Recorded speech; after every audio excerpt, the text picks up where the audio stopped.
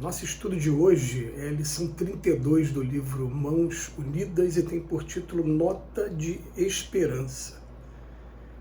Nas horas de crise, reflitamos na própria libertação espiritual a fim de seguirmos em paz nas trilhas do cotidiano. Queixas-te, por vezes, de cansaço e tensão, nervosismo e desencanto. A experiência terrestre, com as mutações que se caracteriza através de impactos incessantes, frequentemente martela-te o pensamento ou te destrambelha as forças. Ainda assim, é imperioso te refaças, dissolvendo todas as impressões negativas na fonte do entendimento. Começa por não te permitires a mínima excursão nos domínios obscuros do pessimismo ou da intolerância. Observa as ocorrências, por piores que sejam, cooperando em tua área de ação tanto quanto possível a benefício de todos os que te cercam, e aceita as criaturas como são, sem exigir delas o figurino espiritual em que talhas o teu modo de ser. A diversidade estabelece a harmonia da natureza. O cravo e a rosa são flores sem se confundirem. O sol e a vela acesa são luzes com funções diferentes. A vista de semelhantes realidades nos dias de inquietação não te irrite contra os outros e nem firas a outrem de modo algum.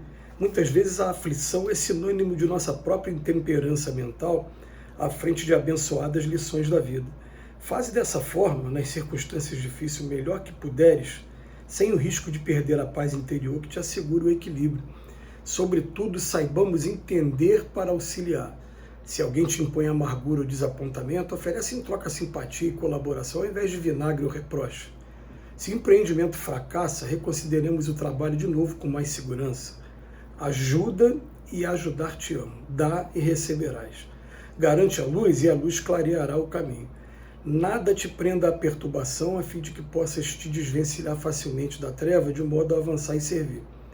Por mais escura que seja a noite, o sol tornará ao alvorecer e por mais complicada ou sombria se nos faça a senda de provas, é preciso lembrar que para transpô-la, todos temos invariavelmente em nós e por nós a luz inapagável de Deus. Todos nós temos a preocupação de estudar a esperança, embora a gente lembre que na carta aos Coríntios, Paulo fala que entre a fé, a esperança e o amor, a caridade, o mais importante é o amor, é a caridade. Mas a esperança, ela vai entrar muito naquele campo, né, como dizia na época de Cristo, a salvação. Por quê? Porque, gente, eu sempre falei isso, o que impede salvação é porque está sofrendo mesmo. Eu fico imaginando assim, quem está pedindo salvação? Eu, por exemplo, embora a gente tenha as nossas dificuldades no mundo de expiações e provas, eu não estou pedindo salvação. Eu estou agradecendo muito a oportunidade de estar trabalhando. Mas, por exemplo, uma pessoa que está vivendo uma enfermidade, está acamada, uma pessoa que está cumprindo pena, uma pessoa que está passando por um período de depressão, de crise de ansiedade, ela, nas orações dela, fala, me salva, eu quero liberdade, eu quero sair desse redemoinho aqui que eu entrei. Essa pessoa está pedindo salvação. E o Emmanuel começa falando, nessas horas de crise, reflitamos na própria libertação espiritual, a fim de seguirmos em paz. E ele vem falar para a gente se queixa muitas vezes de cansaço, tensão, nervosismo e desencanto. E é isso que vai minando a gente, né? E o que ele fala para a gente? A experiência terrestre, são 1000 agulhas alfinetadas pequenas que no final fazem uma cicatriz grande. E o Emmanuel, ele vai dando uma dica para que a gente procure, mesmo sabendo que é difícil. Então ele vem assim, começa por não te permitires a mínima excursão nos domínios obscuros do pessimismo, fugir do pessimismo e fugir da intolerância. A gente sabe que tanto o pessimismo como a intolerância, eles são características normais de nós seres humanos aqui na Terra. Mas se eles persistirem, eles vão começar a fazer um estrago em nós. Somos nós que vamos o tempo todo estar entrando ali num charco, no lamaçal, que depois vai dar um trabalho danado para a gente ter que sair dele. E o Emmanuel continua. Aí essa aqui é principal. Tem coisas que dependem de mim. Tem coisas que não dependem de mim. mas tem coisas que dependem de mim. Eu me lembro de um espírito muito amigo, Dr. Adolfo Possoli, que ele falava muito para a gente, assim como o Dr. Erma também, dois espíritos.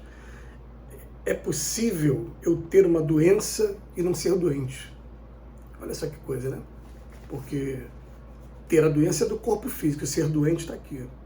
Então a gente encontra pessoas que às vezes estão numa luta contra uma doença parecendo terminal, mas estão ali tranquilos, estão firmes. É claro que a dureza da prova faz com que a pessoa não esteja ali o tempo todo sorridente, mas ela está firme, ela está vivendo ali bem, né, dentro do possível. Então, olha agora as dicas. Primeira dica de Emmanuel, não entrar no pessimismo nem na intolerância. Em segundo, tanto quanto possível, ele fala assim, vamos aceitar as criaturas que estão ao nosso redor como elas são, sem exigir delas o figurino espiritual em que eu talho o meu modo de ser. E aí o Emmanuel vem dar aquelas imagens mentais, fala assim, a diversidade estabelece a harmonia da natureza, o cravo e a rosa são flores sem se confundirem, o sol e a vela acesa são luzes com funções diferentes. Acho que o grande segredo dessa vida é a gente aprender a aceitar as pessoas do jeito que elas são, né? A gente procura interferir um na educação do outro, tudo bem, isso a gente não vai deixar de fazer.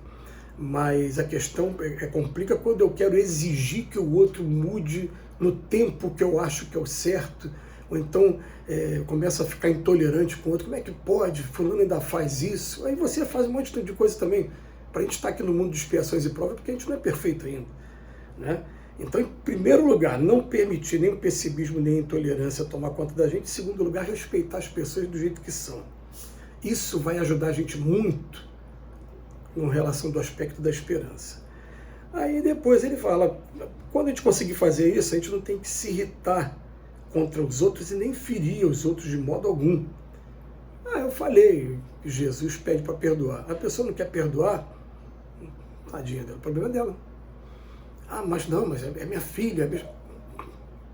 Ela vai me ouvir, mas não que eu vá ferir ou me irritar porque ela não está fazendo do jeito que eu... Já pensou se os espíritos ficassem irritados com a gente porque a gente não está seguindo seus conselhos? Então, é um conselho bastante interessante para a gente analisar, que o Emmanuel, aqui na função de psicólogo do Cristo para a gente, ele vai oferecendo. E ele bota aqui, faze dessa forma nas circunstâncias difíceis o melhor que puderes, sem o risco de perder essa paz interior que vai assegurar o equilíbrio. Aí depois que a gente começar a fazer isso, aí ele fala assim, saibamos entender para auxiliar, e ele vai lembrar mais uma vez, às vezes uma pessoa vai te dar amargura, desapontamento, eu vou fazer todo o esforço para dar para ele simpatia e colaboração, ao invés de ficar dando vinagre, reproche, né? Enfim. E ele bota aqui, ajuda, que o pessoal vai te ajudar. Como já dizia o querido Francisco de Assis, é dando que se recebe, dá e receberás, garante a luz e a luz clareará o teu caminho. De repente, essa conscientização pode ser um pouco tardia, mas ela vai vir, porque vai chegar um momento que a pessoa vai se conscientizar, fala, poxa, ele pode ter defeito, mas está tentando me ajudar e de repente eu não fui legal com ele. Aí daqui a pouco aquela pessoa que você ajudou aparece no teu caminho no momento de dificuldade, te estendendo a mão também, e aí a lágrima começa a descer, porque isso é a lei de solidariedade que tem aqui na Terra. A gente vai um ajudando o outro nos momentos de dificuldade. E o Emmanuel chama atenção para a gente, olha, com relação à esperança, definitivamente, que nada te prenda à perturbação, tá? E por mais escura que seja a noite, vamos lembrar que o sol vai vir no dia seguinte. Por mais complicada e sombria que se faça a prova, vai ter um dia que a gente vai ter a nossa liberdade, libertação. E quando a gente tiver essa liberdade, ou como eu falei no início, a salvação, a gente vai agradecer porque a gente saiu mais fortalecido, a gente resgatou o que tinha para resgatar e agora a gente está caminho mais limpo daqui para frente. Que Jesus nos abençoe hoje e sempre.